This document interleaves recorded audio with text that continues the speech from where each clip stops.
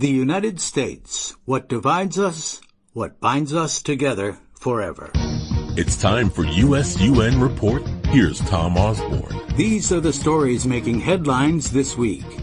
The North Korean summit falls apart. Some say China did not like the arrangement. According to NBC's correspondent Andrea Mitchell, diplomats say that Kim Jong-un hardened his demands for the summit and stopped working on plans for the Singapore meeting. North Korea says it's willing to sit down any time with the U.S.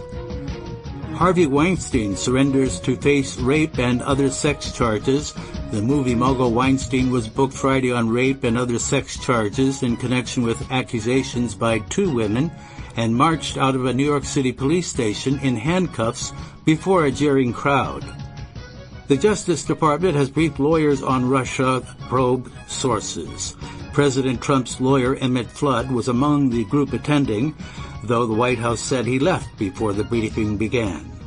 A showdown is brewing between the House and Senate on a sexual harassment bill. Some members criticize the Senate bill as too weak on accountability and protection of victims. Also, the use of taxpayer money to settle cases brought against members of Congress and their staffs. Political divisions in the U.S. are widening and long-lasting, says a new poll. Divisions in America reach far beyond Washington into the nation's culture, economy, and social fabric. And the polarization began long before the rise of Donald Trump.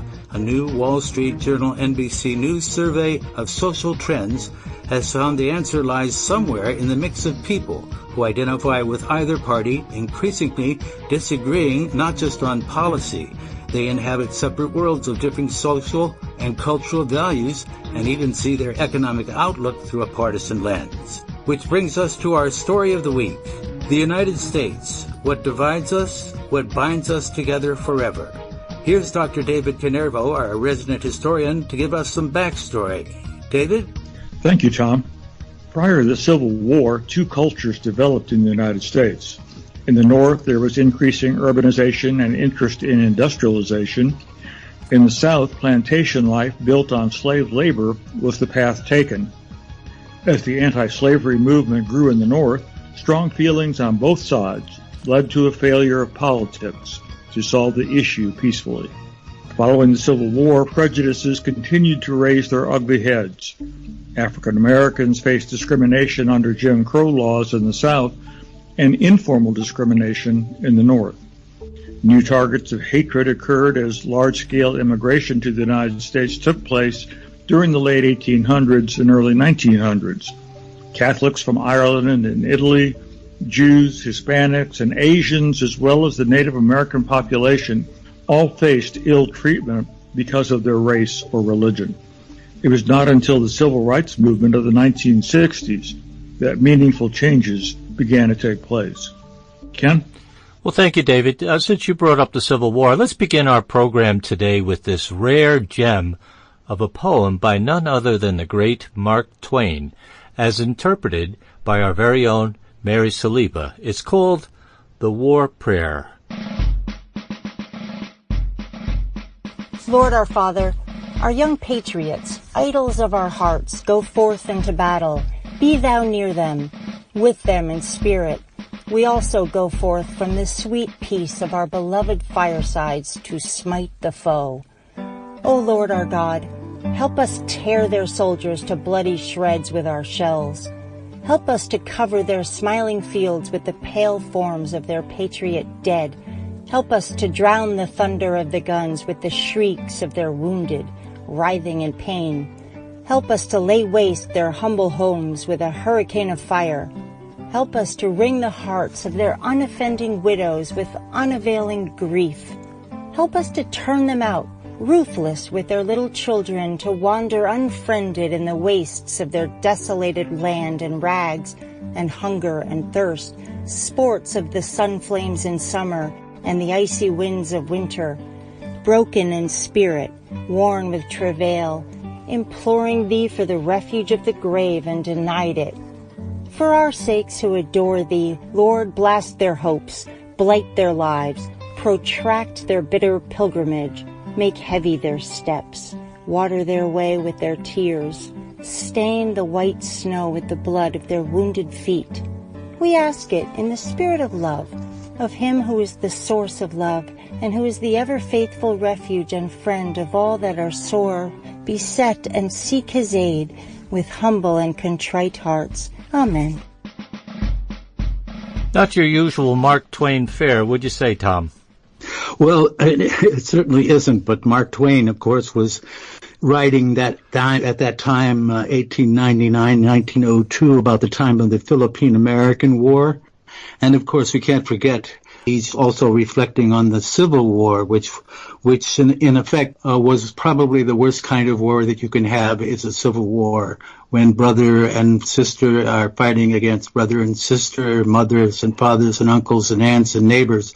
And the way that we've seen some of the divisions in this country lately over the last several years, you can almost see people choosing sides when you listen to that poem, and how easily it can happen, maybe running roughshod over a local homestead that you don't like and you don't agree with, and then they fight back, and one thing leads to another. And so I think what Mark Twain was trying to capture was what we are really praying when we pray for victory against our enemies. Let's hope that America isn't that America. We don't believe it is. It's an America in development, and it's an experiment. And we're going to talk more about that experiment and whether or not it can maintain the unity that it's started out with such great promise. Ken? Well, it's hard to ignore that there is a deep political divide in the United States today, and each party seems to be acting more radical every day. There are many issues that cause this divide. The re-election of Barack Obama showed this. The Israeli-Palestine issue, the situation in Libya, the school shootings and the question they pose about gun control, the election of Donald Trump, social issues like birth control and abortion, stem cell research, and marijuana also divide the two parties. And finally, there is the economy. Democrats and Republicans have extreme different views on how to handle the economy. Dr. David Kanerva, would you care to comment? Well, one of the things that I think is certainly true is that we generally do have a consensus on where we want to be as a country. We want peace. We want people to prosper, to have good, peaceful family lives. So I think those things are concepts that do unite us. We want generally people to work, and people want to work, to support themselves and provide for themselves. People want freedom. But the question is, how do we get there? It's those sorts of more minor issues, I guess I would say, that are the problem. They say the difficulty is in the details, and that's certainly true in this case. What details are there in terms of how we're going to make our nation prosperous, how we're going to keep the peace, and have a society in which people are free? Ken? Has anyone ever wondered why so many people are moving to different states based upon their political affiliation? This means that our country is becoming more polarized than ever before. And this being said, eventually the country may grow apart. Tom Osborne, your thoughts? Well, I think the country has always been a country that's on the move. If you live in California, you know what it's like to just go out for the evening. It's a long drive. We're used to traveling and all over the regions, and in fact populating the United States through thick and thin. So we're used to a country that has to take chances in order to expand.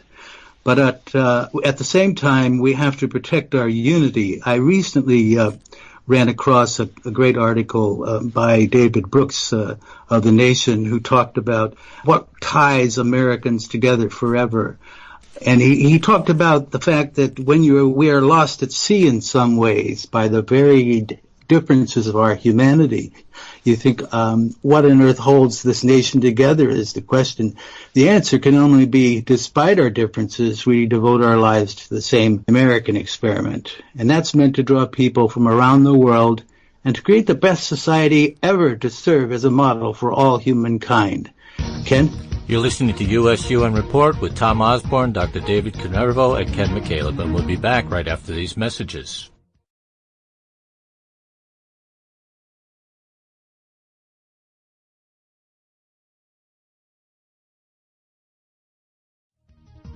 Welcome back to USUN Report with Tom Osborne, Dr. David Canervo, and Ken McCaleb. Let's go back in time a bit to hear from Dan Rather, who has written a book titled What Unites Us? And this clip is from Sirius XM Radio. Social media and Facebook in particular has been liberating to a degree that I never thought possible before. Dan Rather here on Facebook Live. Just a thought as I prepare to go in and do coverage for today. Now in my mid-80s, to find an audience in the new social media cosmos, I'd be less than honest if I didn't say, yeah, it feels good to have that. Hello, everybody. Dan Rather with my grandson Martin running the camera. As I say, I've been very lucky to cover more than a few, quote, big stories over a lifetime. Thank you, Mr. President. Dan Rather with CBS News. Quickly, take your hands off of me unless you plan to arrest me. Troops in South Vietnam, the United States. The Reverend Martin Luther King Jr. was shot to death by an assassin. September 11th, 2001. You will remember this day as long as you live. And while many of them were tragedies, I wouldn't take anything if I hadn't been there. What an amazing night this has been. I know you agree. If I can bring even a smidgen of context and perspective to what's happening with people, not that everybody's going to agree with it, but people say, I hope people will say, I want to think about what Dan wrote today. Of course that's satisfying, but I have no illusion about it. You know, when we pray, we always pray, God, give me the big story. And because we agree, we always come right behind that and say, and by the way, God, if you give me the big story, please let me be at or near my best on that day, if you will. Dr. David Canervo, can you explain to our young audience Dan Rather's story? Well, let me try. I think there are two things about his comments that struck me. Number one, he refers to social media giving him access to an audience, and of course, primarily a younger audience.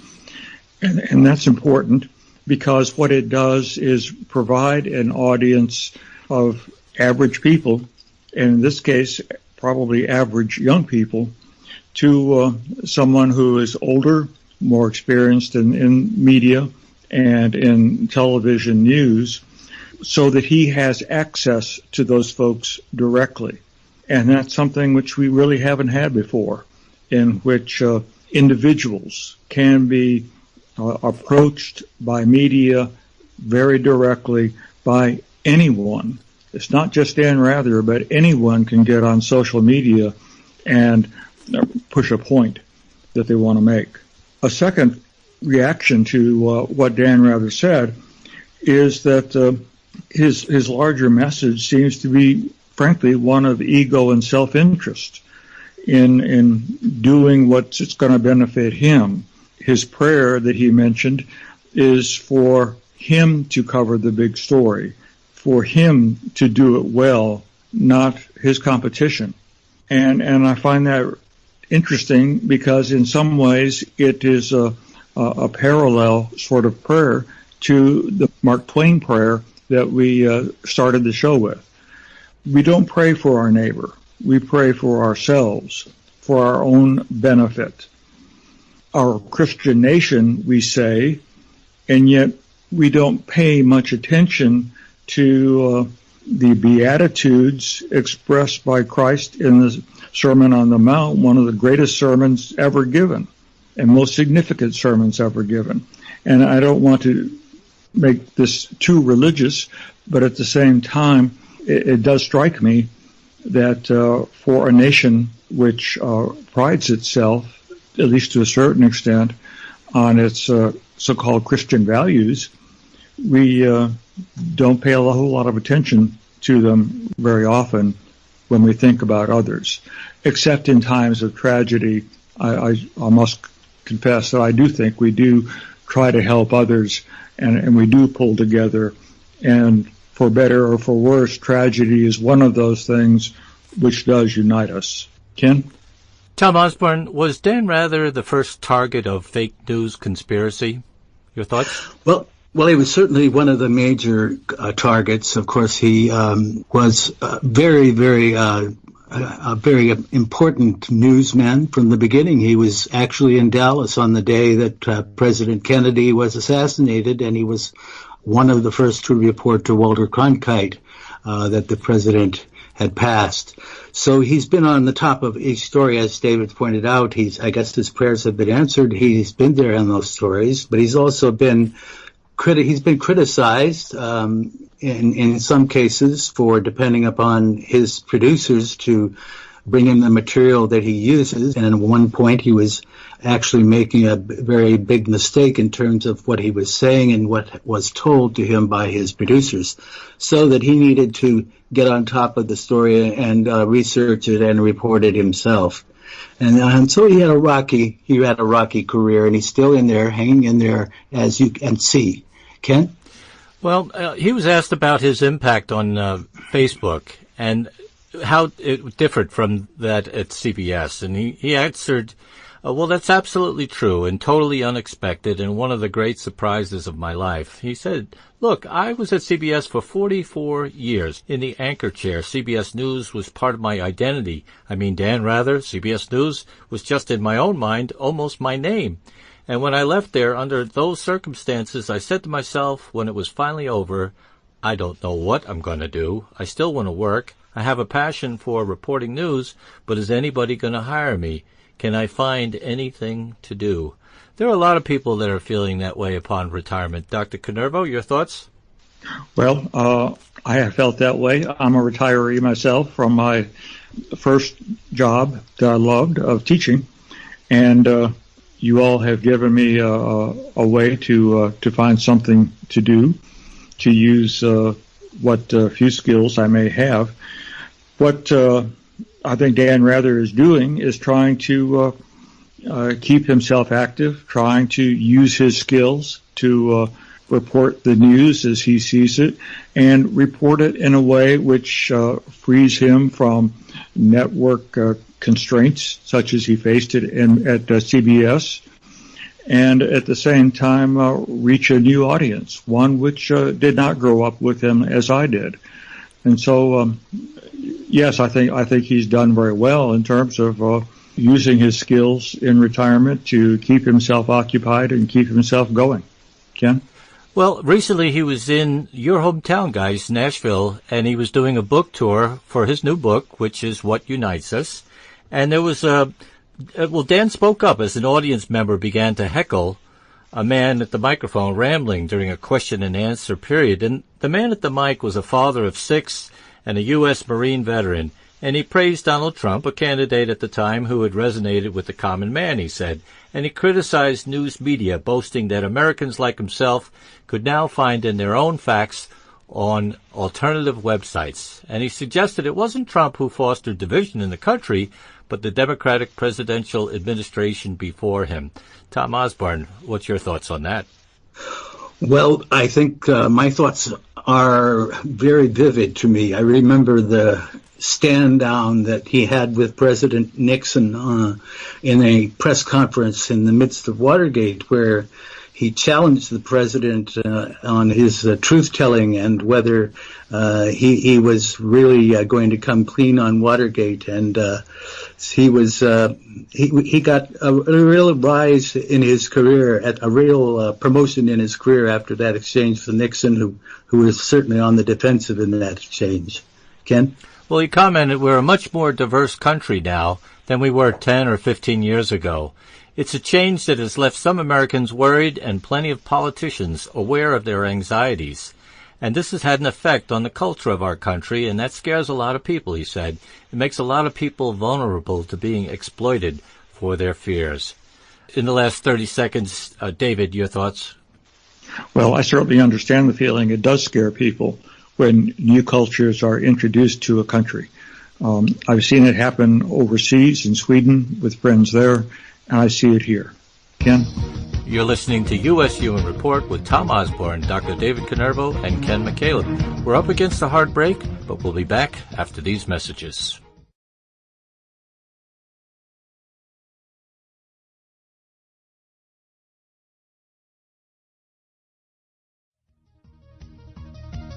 Welcome back to USUN Report.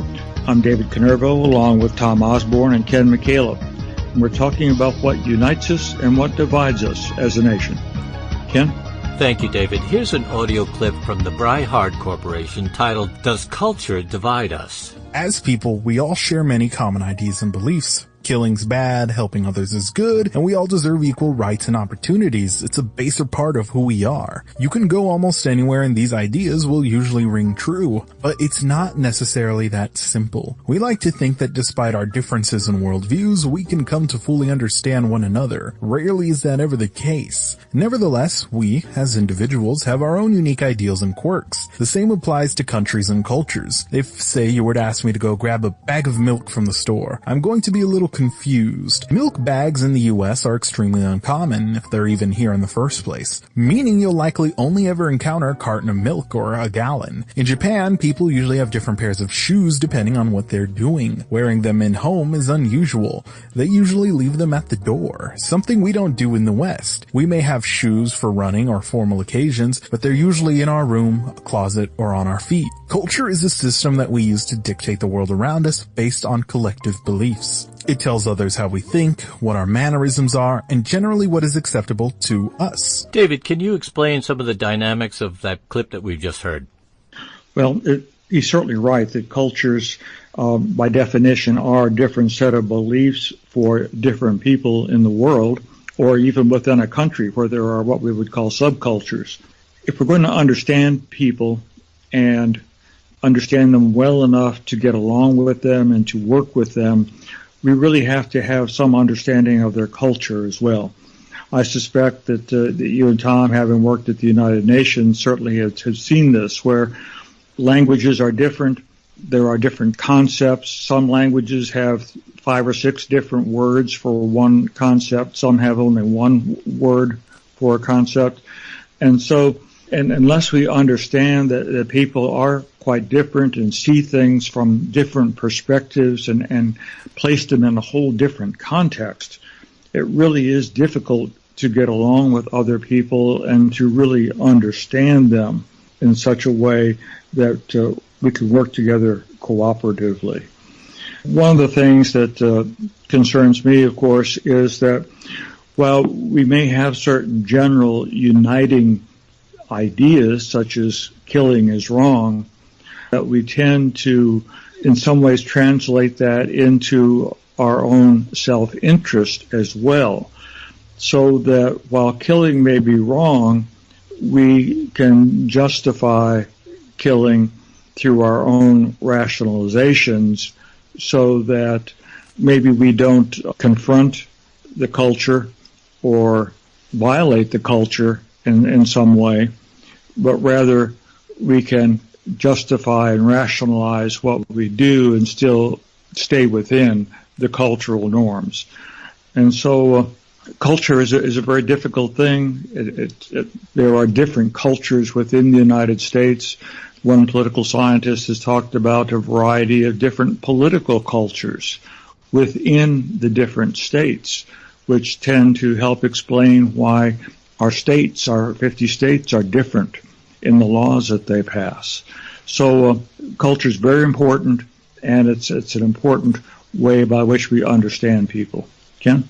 Well, you may have just explained why we go to war. Now, why do Americans disagree on such fundamental issues now? According to the author Colin Woodard, it's because Americans never did agree on fundamental issues, and North America is really comprised of 11 distinct cultural regions which battle for political and social supremacy constantly. The differences in the regions, he urges, are not only cultural and political, but also linguistic, religious, and even show up on what holidays we celebrate. Like some celebrate Martin Luther King Jr. Day and others celebrate Robert E. Lee's birthday. Tom Osborne, your thoughts? Well, it's true, Ken. I like the way David Brooks put it in a recent article he wrote this last spring about the variations of people that we have in the United States. Unlike any other country, you could think that what on earth holds this nation together? The answer can only be this, he says: despite our differences, we devote our lives to the same experiment. And that's what we're doing, is a grand experiment, and it's only a couple 100+ years old. The American experiment is meant to draw people from around the world, he says, and to create the best society ever, to serve as a model for all humankind. that is one premise that has really been challenged in our country in the war on terror and the various laws that we have had to put in place, the people we have had to keep out of the country. But unity, he stresses, Brooks that is, comes only from a common dedication to this experiment. And the American consciousness can be formed only by reports we give one another about that experiment. And that is why communication and the press is so vital to our country. Communication between the President and the Secretaries of State and the Secretaries of the Ace Cabinet, communicating with the Congress and all of us plotting the path that we're going to take next. David Brooks also talks about the prophets of doom we hear a lot from. They are sending out a warning in songs and conversation that describe what this experiment is for and where it has failed and how it should proceed now. And it's time, I think, to listen to some of the young people that are coming forward to speak about the country that they have seen since they were growing up, to speak about the various tragedies that they have seen in the school shootings.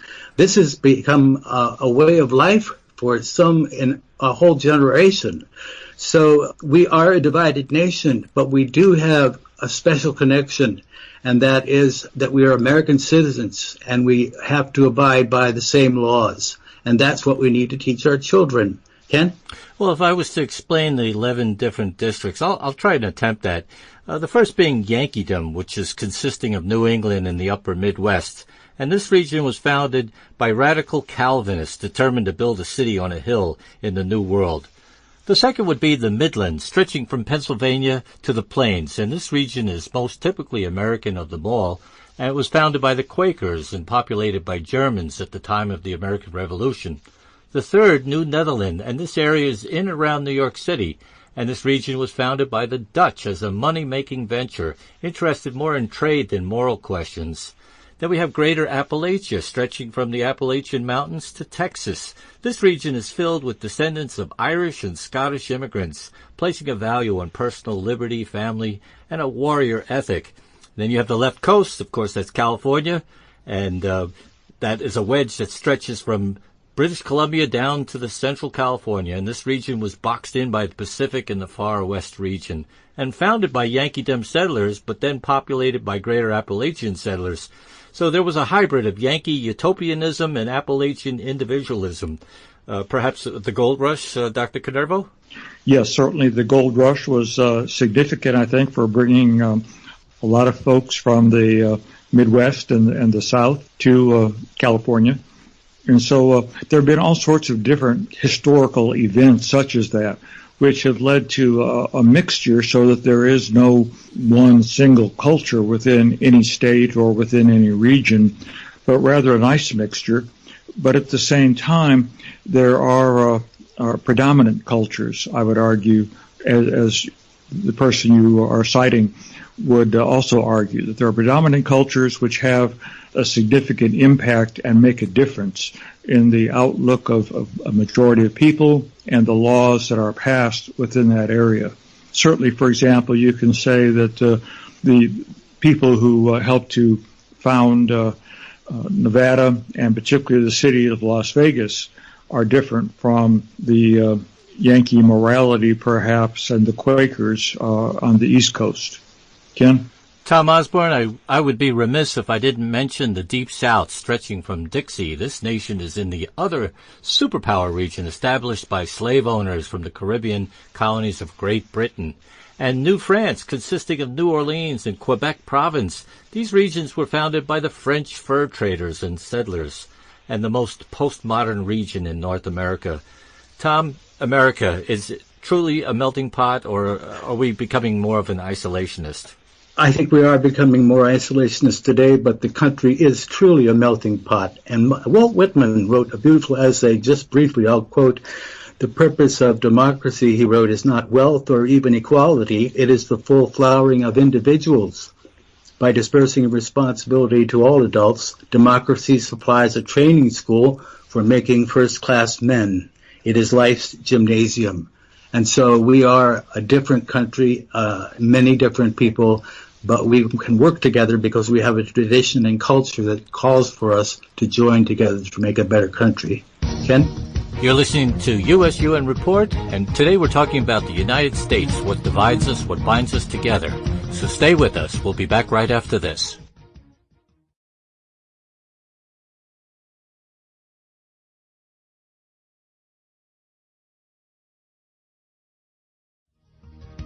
Welcome back to US-UN Report. Today we are talking about the United States, what divides us and what binds us together forever. Ken? Well, thanks, Tom. The Russians have their own idea of what divides us, and I think you'll get a sense of this from the following clip from RT, their state-run media. MSNBC's Rachel Maddow has accused Russia of trying to divide almost everything and everywhere from Europe to the Middle East. She also suggested that Russia doesn't watch her program, but our channel did, and we noticed several inaccuracies. I have reason to believe that Russia does not watch this TV show. So here's an experiment. Let's create a fake secessionist movement in the United States on the theory that Russia will support secession of anyone in the West for any reason, just because they'd really love for the West to break apart. Well, lately it seems that Rachel Maddow covers Russia more than any other topic. For the past few months, she's managed to connect almost every news event to Russia, even if connections don't actually exist. She starts with fires at Ukrainian ammunition depots, but also conveniently fails to mention that such fires have happened multiple times, 2004 and 2005 and 2006. But facts don't matter when her sole agenda is to blame Russia. Now, we might not be here to prove her wrong, but we can, however, note that her reports are filled with inaccuracies. Tom Osborne, fake news or propaganda? Well, I'll call that propaganda and also fake news. I think we have a real serious problem when we can't even believe what our senior officials say. This was addressed recently by former director of the CIA, Michael Hayden. His great fear was that for the near term, personal and political needs is actually eroding our institutions and certainly eroding American confidence in those institutions.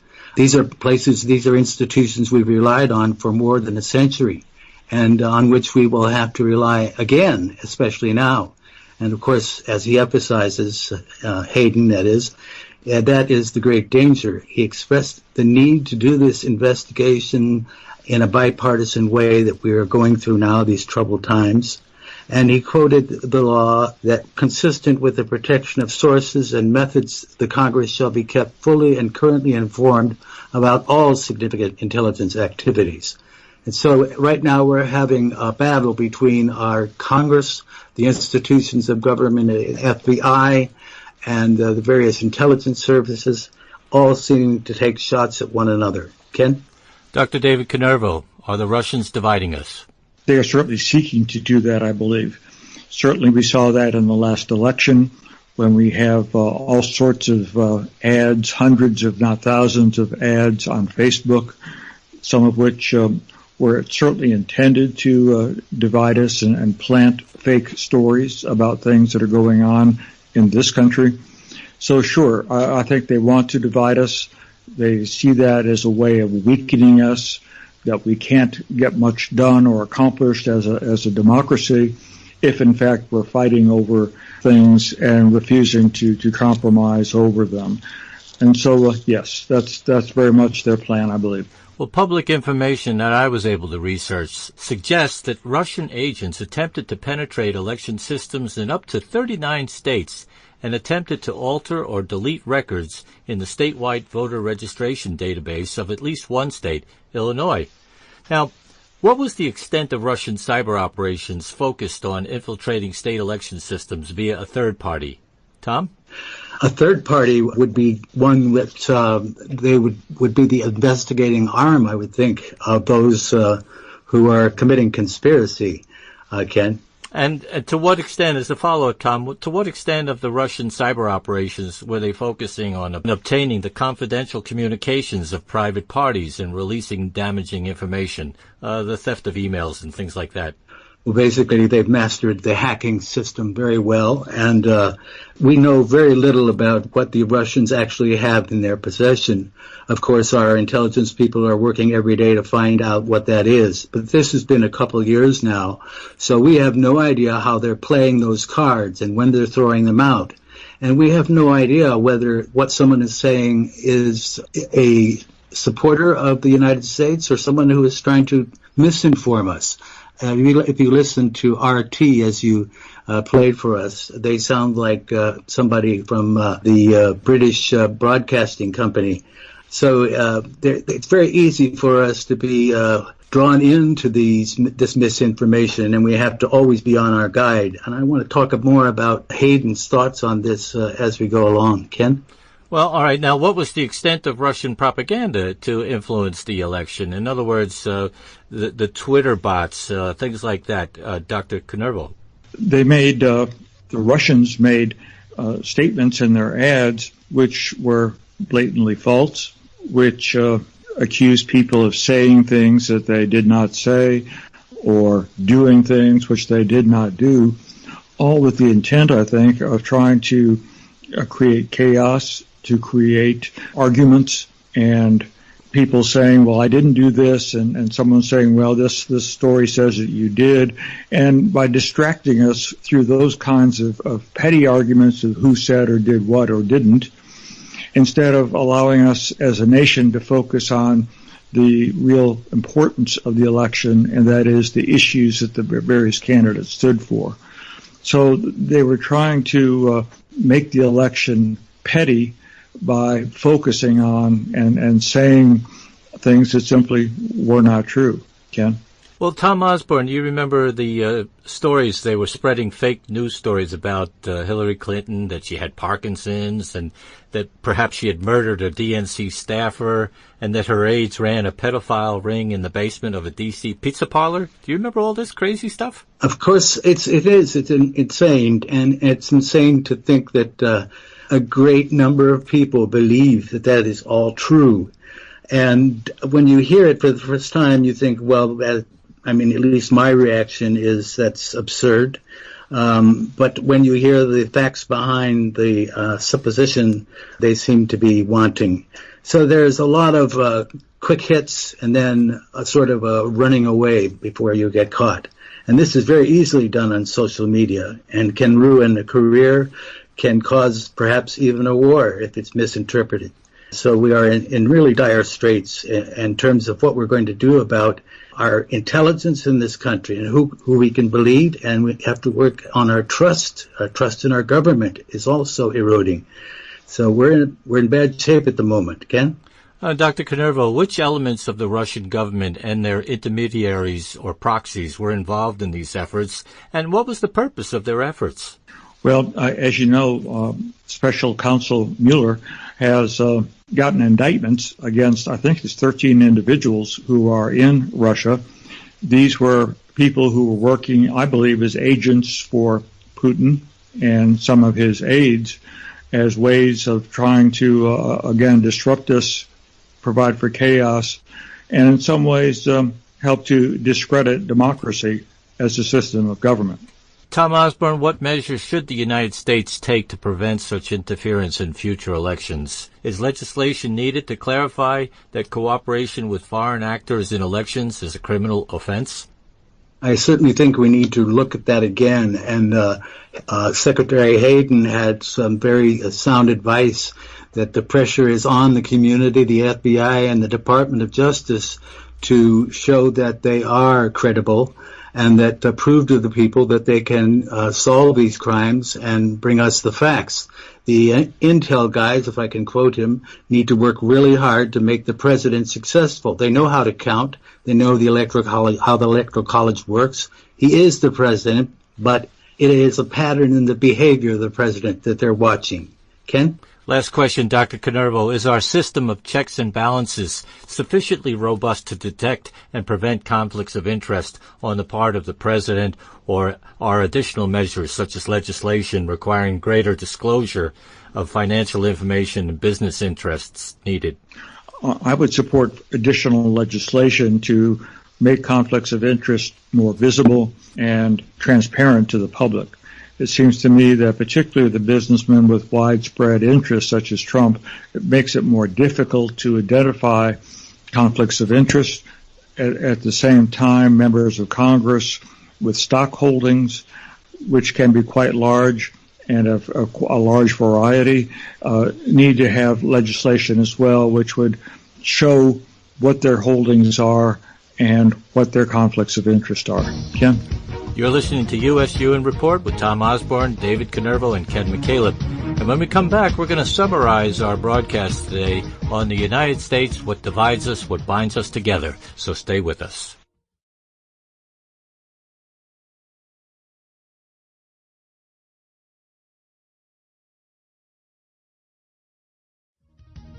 Welcome back to USUN Report with Tom Osborne, Dr. David Canervo, and Ken McCaleb.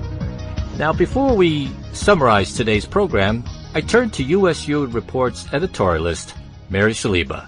Mary? Thanks, Ken. America, that idea that built its foundation, the Constitution and the birth of the American dream, in all its youthful exuberance, has an old and rugged soul. Almost everything that unites us contains within it something that divides us. Our American history, for example, may be shared, but the experience of what we share is entirely individual, from the events themselves to how we have experienced them, how our ancestors have and what role they played, as well as what we've been taught and where. Were our ancestors early settlers? A source of great pride to children of the American Revolution, yet children of Native Americans may see this differently. Immigrants share different perspectives than those whose ancestors were kidnapped from their homeland and brought here as slaves. Our shared history is not really shared at all, except in that America also has a redemptive soul. We aren't born into a caste from which we are forbidden to rise above or out of, as is true in many countries. We know that the American dream is neither equal nor easy for everyone, but more than not, we do believe in its possibility. Patriotism unites us. But of course, what we perceive as patriotic is so fixed as to divide us absolutely and write off half the country as unpatriotic. We like to judge the patriotism of our fellow Americans, how we protest government policies, whether we support or are against entering a war, even which products we consume or what TV channels we watch. We are not a homogeneous country. We are made up arguably of 11 regional countries with very different ideas on what's good for us individually and as a community. We have been through plenty, our country and us, from the bloody Civil War to this era where we are fighting over which facts are even facts.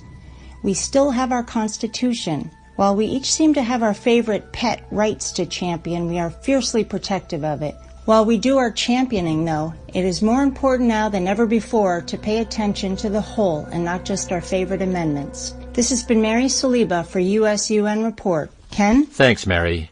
Now, David Canervo, what are your final thoughts on all that you've heard today? The United States is a very diverse nation, and that's very good because Native Americans and the rest of us who have roots from all over the world contribute different traditions which enrich our national culture. Also, the diversity leads to different perspectives from which we can try to solve common problems. But national diversity also means the decision-making, especially in a democracy, is more difficult because there are so many different points of view and desires that need to be considered for a majority decision to be reached. To reach a majority, or sometimes a supermajority decision, coalitions of support among the different groups with different ideas need to be built. Bridges must be constructed from one group to another, and that is done through bargaining and compromise. A politician who says that he or she will stand by his or her belief and will refuse to compromise their position does not understand how democracy works and instead condemns the system to gridlock and disappointment. Ken? Tom Osborne, I think it'd be safe to say that one thing I learned today is that it's perhaps very hazardous to your health to be a journalist in today's market. Could you wrap us up? And as always, you have last words. Thank you, Ken. Of course, it's always a danger to journalists not to get the right story right, I should say. It's also a danger to the nation. And Walt Whitman had special words in this regard, that there can be no greater one than having portions of the people set off by a red line drawn. They are not privileged as others, but degraded, humiliated, made no account. Whitman saw what was left in a spiritual vacuum that he believed was there. And so I would like to close with these words of that American poet and critic. He describes both my understanding of America and what U.S.-UN Report is all about. Whitman wrote that the American experiment is young. It is just getting started. Thus we presume to write, as it were, upon things that exist not, and travel by maps yet unmade. But the throes of birth are upon us. True democracy is still in the future. And at present we are out of time. So on behalf of Ken McCaleb, our moderator and executive producer, Dr. David Canervo, our resident historian and political scientist, and our resident editorialist, Mary Saliba, I'm Tom Osborne, and we look forward to meeting you next week for U.S.-UN Report.